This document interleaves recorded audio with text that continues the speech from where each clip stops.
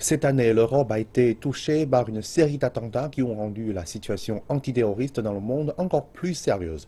Voici les défis dont fait face l'Europe en termes d'antiterrorisme.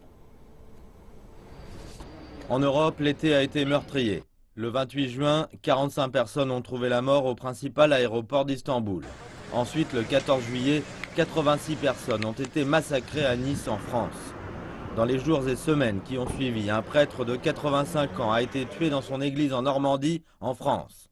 5 personnes ont été poignardées dans un train dans le sud de l'Allemagne et un kamikaze s'est fait exploser à l'extérieur d'un festival de musique dans la ville d'Ansbach.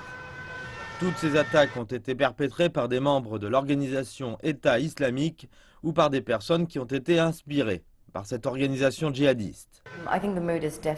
Je pense qu'il y a un sentiment de préoccupation, si ce n'est de peur.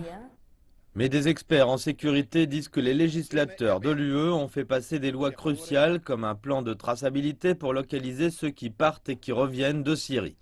Toutefois, ils disent qu'il faut en faire plus, à la fois au niveau mondial et européen.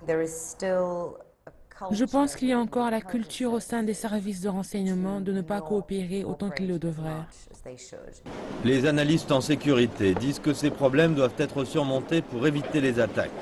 Nombreux sur le continent disent qu'il y a le sentiment d'une nouvelle ère pour l'Europe.